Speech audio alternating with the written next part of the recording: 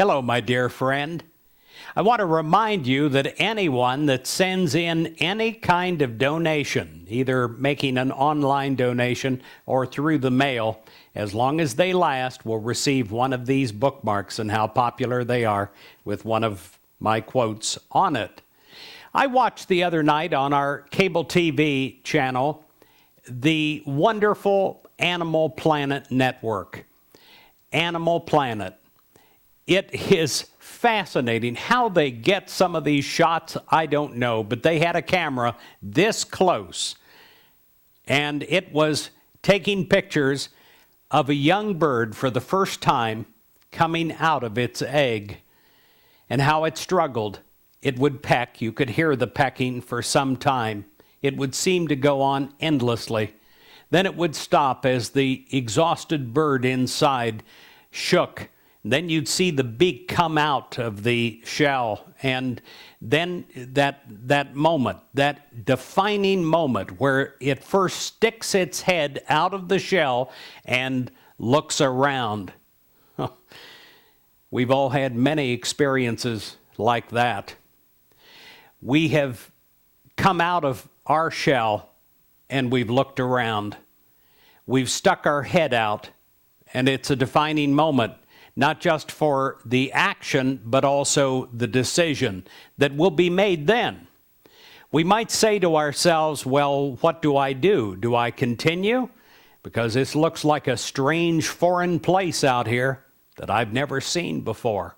Or should I stay in my shell? Should I stay inside? It's warm in here, I know it.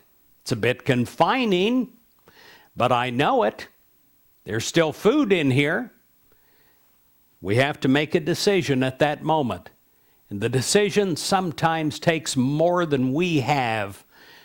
Let's be honest, more than we have in strength, more than we have in courage. We need to call upon something else, because we're shaking just like that young bird, quivering, sometimes with fear and worry. And then, if we decide, which we must decide, to go forward, well, then we discover all the goodness of life.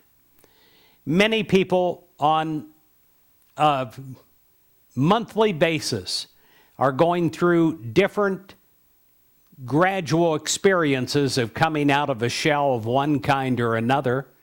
When you accept a promotion over a job that you already know, that's coming out of your shell. When you move to a new location, that is going out of your shell that you've placed around you of security and protection. And yet when you do, look back on your life, on some of the great things that have happened to you. Well, you have to have an awareness of God. There is no other way, because otherwise, many times, you'll choose to stay in your shell, and that is not an acceptable option. There are 4 steps to bring prayer into manifestation in your life. The first thing, and this takes great bravery, you've got to say no. That's number 1. You've got to say no. I've known people, and so have you, that have spent their whole lives living in a way that never worked, and they never said no. They just continued in the mediocrity going forward. You've got to say no to what isn't working. You know, boldness has genius, power, and magic within it, and it will in you too. Now, you know, on these broadcasts, I tell many stories.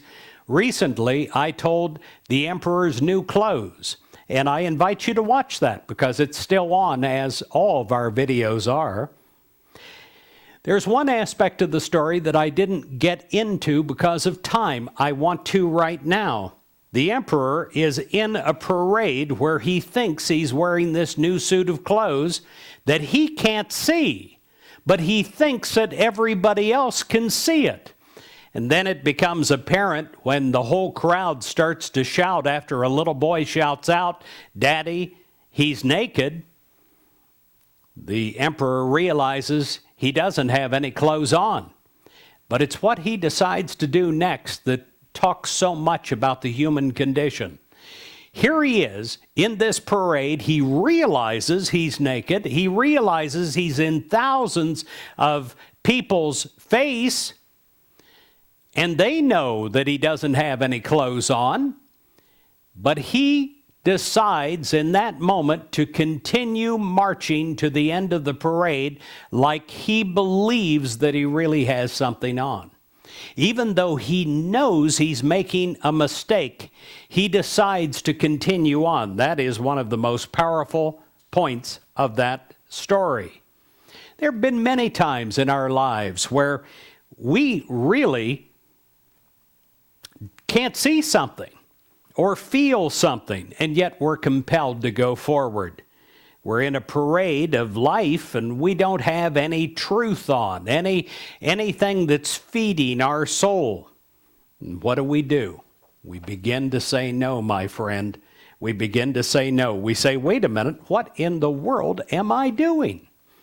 I've got to say no. This doesn't have any more power over me. You say no, and you don't have to continue walking down the same way. You just simply say no with God's power. Number 2, spiritually affirm. You affirm who you really are. You affirm in a positive way what you're connected to. You affirm that right now you have God's help. You affirm in a positive way the power to change direction and put on the clothes of the Christ, to put it on you, to put it on your dreams, to put it on every day of your future in 2009. Number 3, you take time for the silence. That little bird, if he would have kept pecking on his shell without taking time for a break, just to sit there with its eyes closed, it would have not had the strength to continue breaking through the shell or continue in life. Now, here's something most people don't realize. During 8 hours of sleep at night, you recharge your body, but you do not recharge your soul. And your soul and mind need a recharging. I have a cell phone that I have to plug in every night. It may be dead, but when I plug it in and wake up in the morning, that cell phone is full charge. The silence. You stop listening to the noise outside of you and you listen to God, the still small voice, as the Bible says, and it recharges your soul. It fills you. And when you're recharged, you have an acute awareness of the presence of God.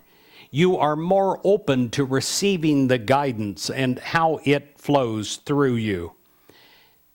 And number 4, imagination, positive imagination.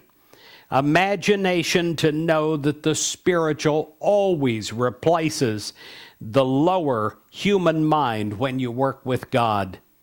To see it in your imagination coming right now in your life through prayer, and it will begin to show in your life. You imagine 2009 to be the best year of your life. Now, if you're worrying, you're going the wrong way. You need to turn that around. You need to take action. You need to begin to act upon what you're praying about. Emerson said, prayer is a contemplation of the facts from the highest of the point of view of life. Worry is contemplation of the imagination of life from the lowest point of view. I pray that you get out of your shells and you discover a greater life than you have ever known before. And I say, God bless you, my dear friend, and I'm excited for you.